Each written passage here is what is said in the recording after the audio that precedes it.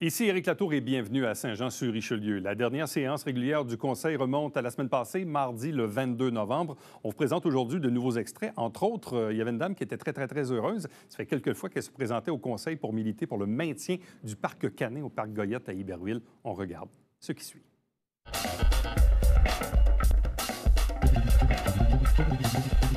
Madame Sonia Bond.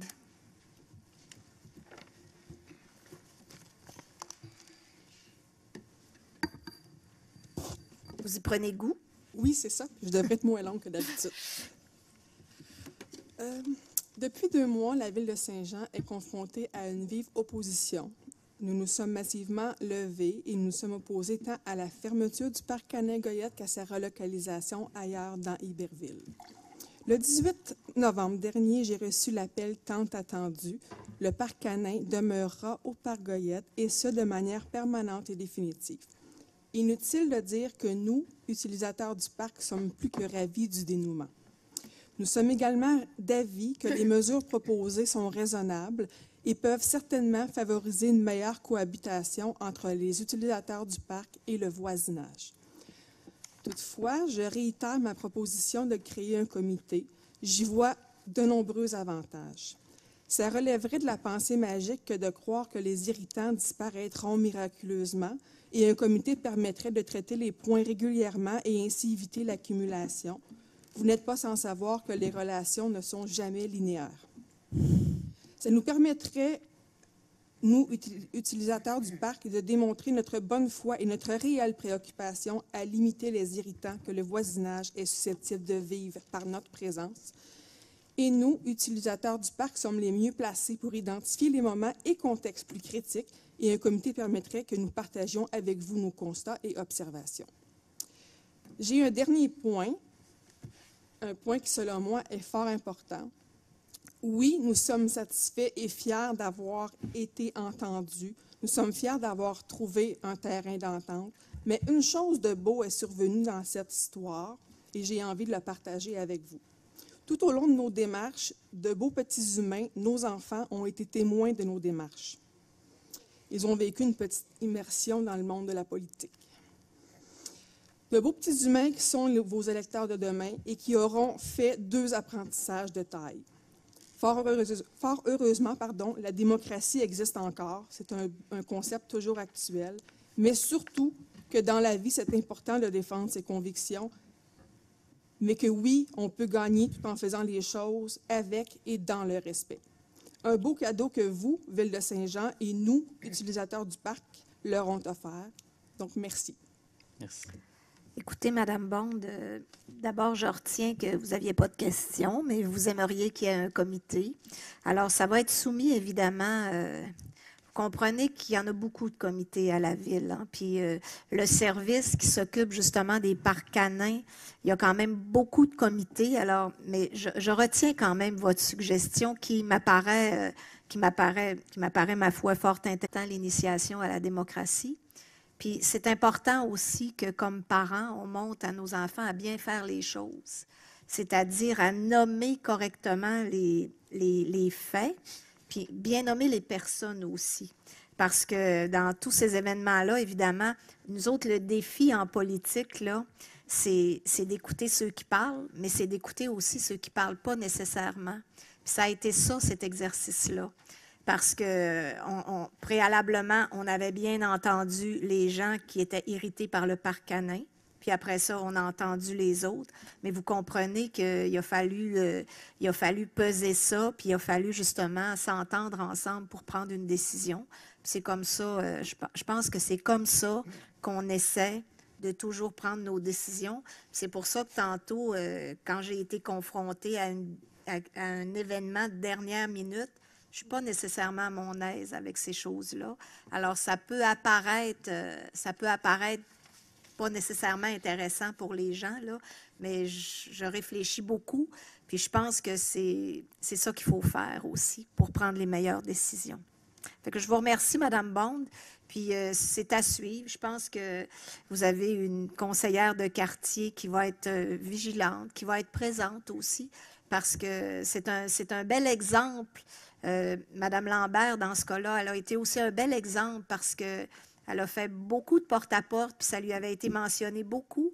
Alors, il a vraiment fallu qu'elle fasse qu'elle pèse le pour et le contre. Alors, moi, je pense que c'est un bel exercice démocratique que cette conseillère-là a fait aussi. Alors, je vous souhaite une bonne fin de soirée. Merci beaucoup. Bonne soirée.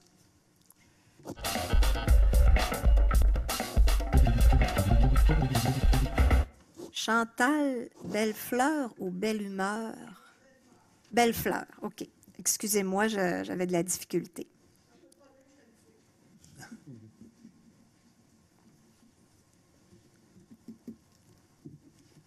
Alors, bienvenue. Merci, c'est ma première fois, puis ça ne sera pas la dernière. C'est bien. J'habite sur la rue Chantilly, 157 rue de Chantilly. Je vois que M. Jean Fontaine est encore absent quand c'est temps d'avoir un vote. Mais M. Fontaine est absent. M. Fontaine n'est jamais absent à une séance publique. Ce soir, son fils est malade. Alors, c'est ça la raison pour laquelle il n'est pas là ce soir.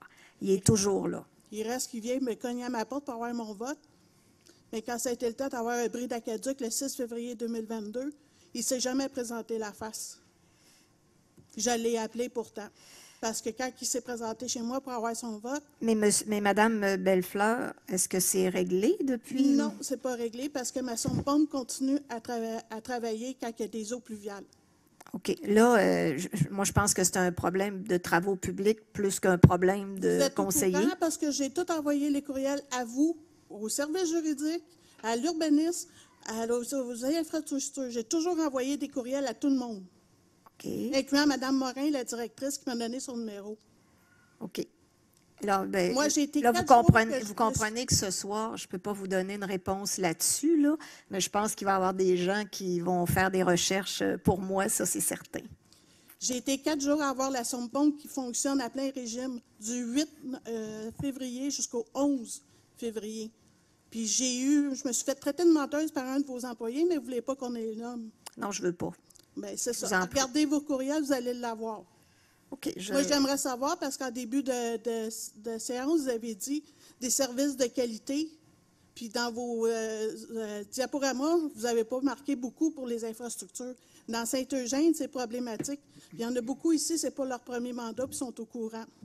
Mais je pense qu'il y a des problèmes d'infrastructure. Il y en a dans le Vieux-Saint-Jean, il y en a il y en a un peu partout, là.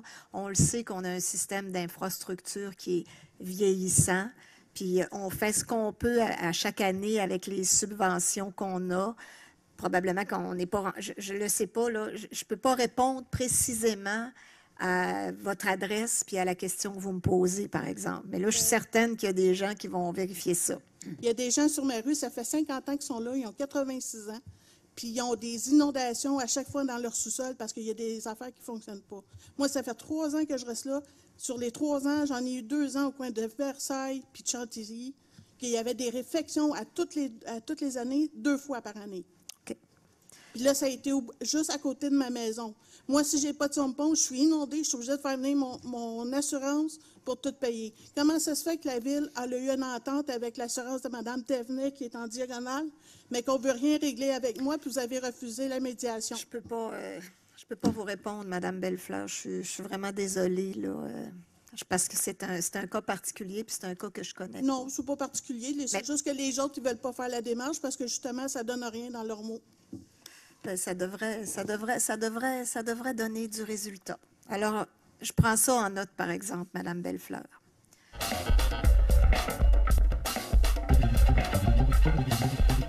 Mme Baudry. Bienvenue.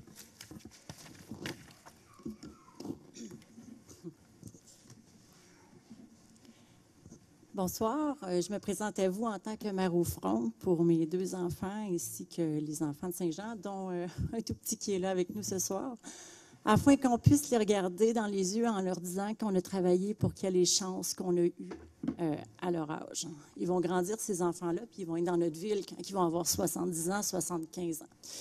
Mon intervention ce soir, c'est 2 questions. Il y en a une petite, en fait, c'est une bonne nouvelle. Le 13 novembre dernier, il y a eu une vingtaine de professeurs et de scientifiques qui sont allés s'adresser au gouvernement provincial pour démontrer que les élus devraient avoir une formation obligatoire sur les changements climatiques partout dans la province. Comme il se fait d'ailleurs déjà en France. Puis ils ont fait cette démonstration-là, tant pour le provincial que le municipal, parce que vous savez, au municipal, on est responsable de beaucoup de dossiers, l'abattage des arbres, la construction, les routes. Donc, ça risque d'arriver, en même temps qu'en ce moment, on a déjà cette formation-là au niveau de l'éthique. Ça va pouvoir arriver pour l'environnement ou pour la vie, qui est un synonyme tout simplement. À ce sujet, je sais qu'il existe déjà beaucoup de formations pour les élus qui désirent se former, juste en apprendre davantage. Parce que c'est bien d'avoir des belles intentions, de dire oui, on veut, on veut réduire les GES, par exemple, mais c'est mieux d'être outillé pour donner les moyens à ces actions, face notamment à des promoteurs immobiliers. Donc, je sais qu'il existe beaucoup de formations, puis j'entends par d'autres élus de plusieurs municipalités que parfois, il y a des gens de Saint-Jean, où il y en avait qui l'étaient aussi dans l'ancien conseil, mais que pas tant que ça. Puis pourtant, quelqu'un qui veut se former a beaucoup de possibilités en tant qu'élu. Puis souvent, c'est élu et citoyen. Fait que moi, je suis allée à quelques-unes, puis j'ai pas souvent vu, malheureusement, des conseillers de notre ville y participer. Puis ça serait mon souhait. Donc, ma question, c'est à tous les conseillers. Si jamais vous désirez y répondre lors de votre allocution, vous ferez si vous le voulez. Vous engagez-vous à suivre des formations vous permettant de maîtriser des outils nécessaires dans la résilience des villes à la lutte au changement climatique? Donc, si vous en avez fait bien, mais c'est surtout pour les 3 années qui viennent. Si vous en avez en tête, ça serait intéressant en tant que citoyen de voir que nos élus s'en soucient puis s'outillent à ce sujet-là.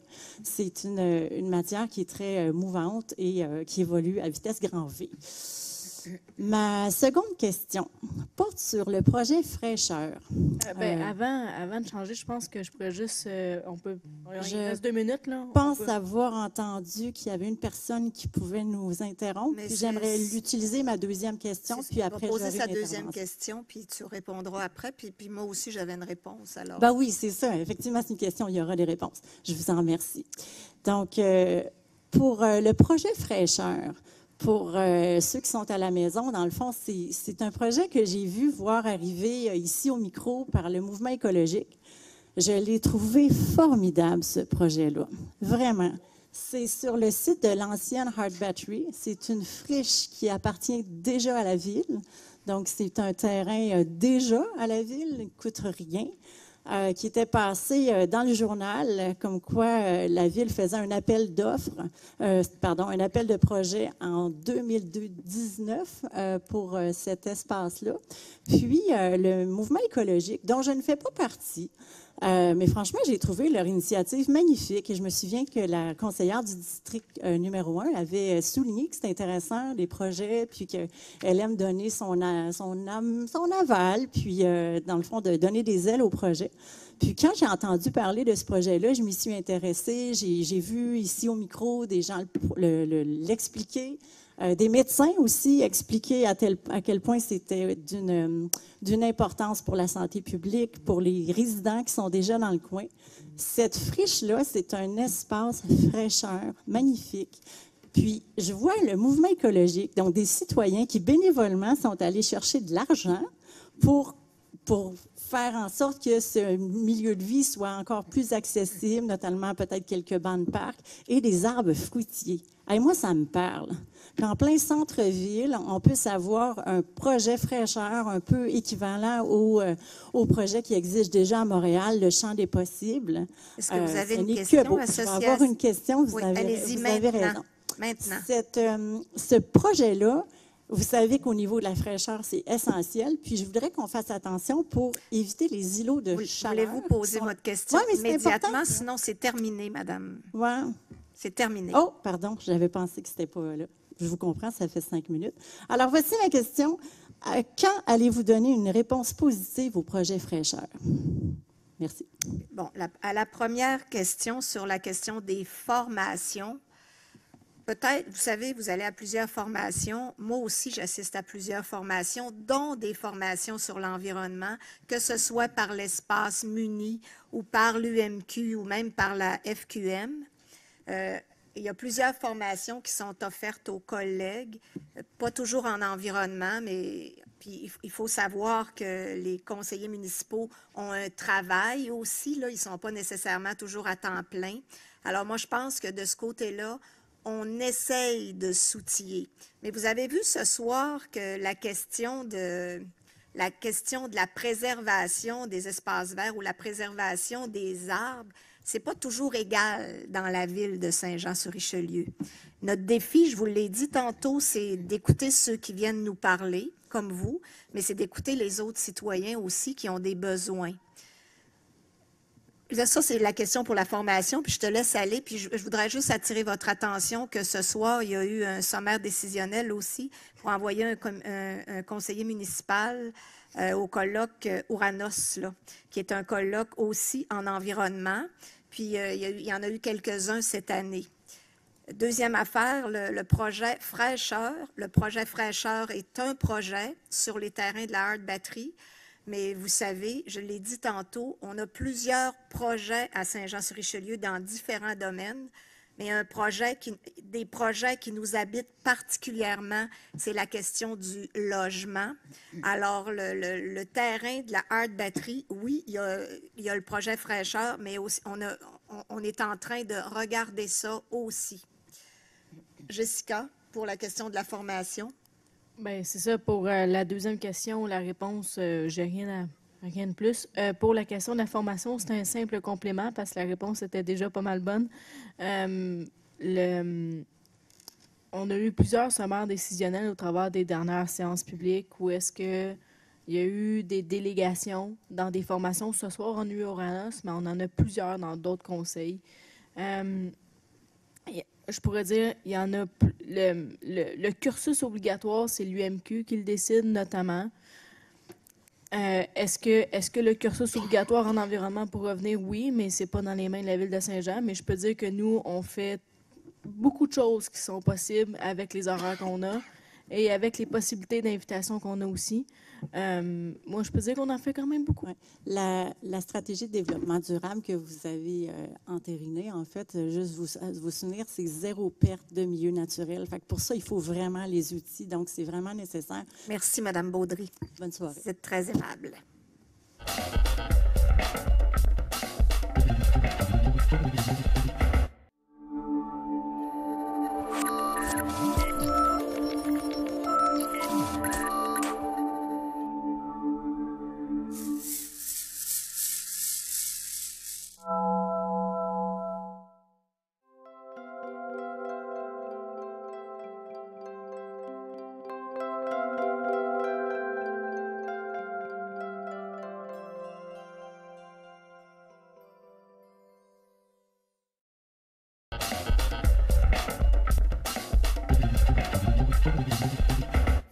Bonsoir.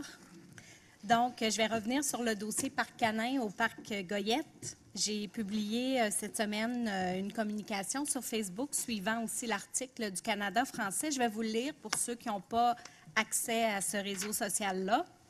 Donc, soucieuse de respecter autant le droit à la quiétude des riverains que le droit au service d'un parc canin des utilisateurs, l'administration et le conseil municipal ont effectué des recherches depuis plusieurs mois afin de trouver un endroit plus propice à Iberville dans le but de trouver une alternative au parc canin actuel. Suite aux recherches, aucun autre endroit plus adapté à Iberville n'a été trouvé. Devant ce constat, je tiens à confirmer que le parc canin au parc Goyette demeurera ouvert tel que promis dans l'éventualité où aucune autre meilleure alternative ne serait possible à Iberville afin de bien servir la population ayant besoin de ce service. Toutefois, je vous annonce également que des mesures d'atténuation seront implantées afin de permettre la réduction des impacts sur les riverains du parc canin actuelle qui est en fonction depuis plus de 7 ans déjà. Parmi ces mesures d'atténuation, il y aura certaines interdictions de stationnement sur rue près des résidences, l'aménagement d'un sentier piétonnier entre le stationnement et le parc canin, l'installation de panneaux rappelant l'obligation d'avoir son chien en laisse pour se rendre au parc canin, qui d'ailleurs sont déjà installés, je suis allée voir hier, et une présence accrue afin de faire de la sensibilisation au respect de ces mesures. En respect de leur initiative, j'ai contacté les organisateurs des 2 pétitions afin de les informer de la nouvelle et de leur assurer mon entière collaboration dans la suite des choses dans le but d'assurer une cohabitation des plus harmonieuses. Je crois sincèrement que tout le monde y trouvera son compte et laissons le temps à l'implantation des mesures d'atténuation et à la bienveillance de tous de faire son œuvre. Merci à tous pour votre confiance et n'hésitez pas à me contacter à mon adresse courriel qui est le ma.lambert@sjsr.ca pour toute demande. Donc, je veux vous dire aussi qu'on a la collaboration du service de police s'il y a des gens qui ne suivent pas les règles. Donc, il va y avoir des sanctions qui vont s'imposer. J'ai parlé aussi aux gens qui ont signé la pétition qui voulaient le faire fermer. Je vous mentirais pas si je vous disais qu'il y en a qui n'étaient pas déçus. Par contre, moi, je leur ai assuré que je continuais à travailler avec eux, que je continuerais aussi à travailler avec les utilisateurs du parc canin. Et puis, je pense que j'ai confiance aussi qu'on va trouver un terrain d'entente puis que tout le monde va y trouver son compte. Donc...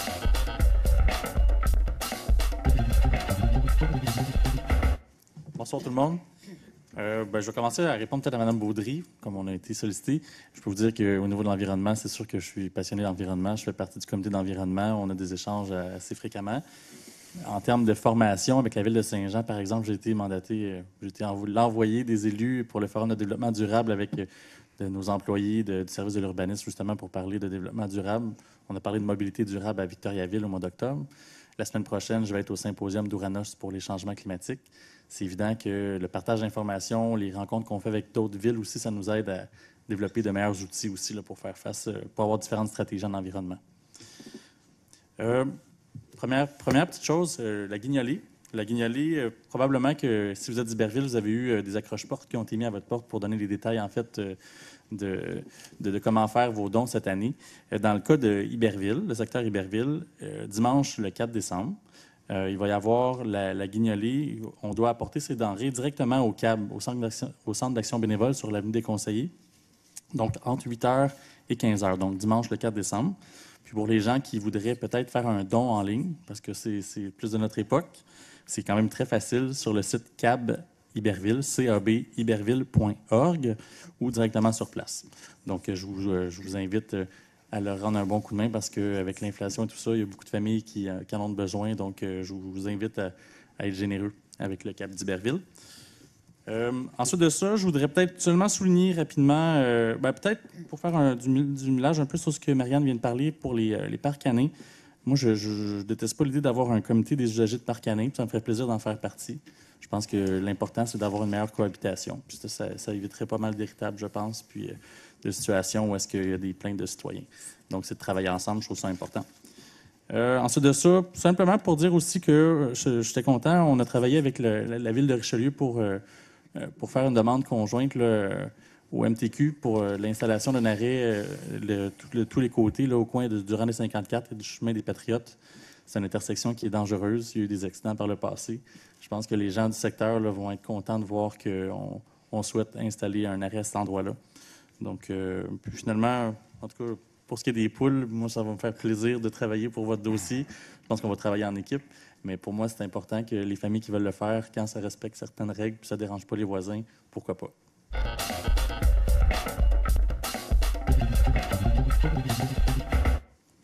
Madame Poisson. Merci, Madame la mairesse. J'ai 3 petits points. Je voulais commencer par remercier. On a eu le budget juste avant. Alors, je voulais prendre le temps de remercier notre comité finance ici, notre direction, Mme Annie Germain et Nancy Ferland. Également, le comité finance, je pense que 4 élus qui s'agissent là-dessus. C'est un petit déplié. Mettons, c'est une présentation de quoi 7-8 pages, mais qui demande un travail colossal.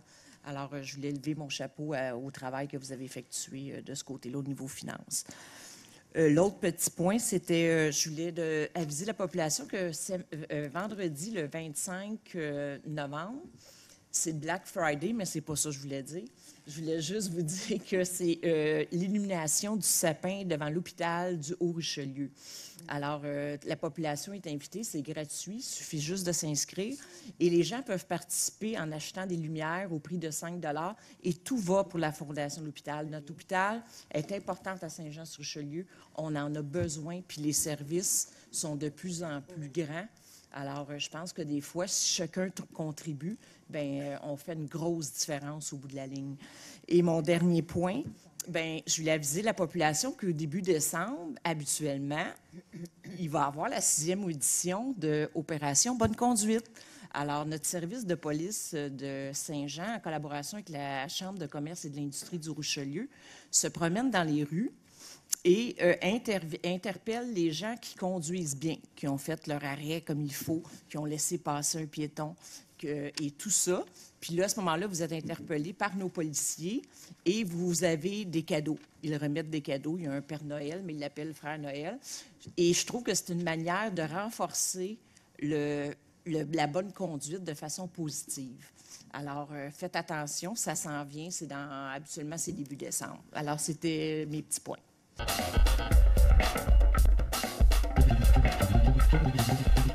Merci d'avoir été là. On se fixe rendez-vous la semaine prochaine alors qu'on va vous présenter de nouveaux extraits tirés de la dernière séance régulière du Conseil du mardi 22 novembre 2022. Entre-temps, commentaires ou suggestions par courriel, Éric Latour en un mot à commercial.tvhr9.com.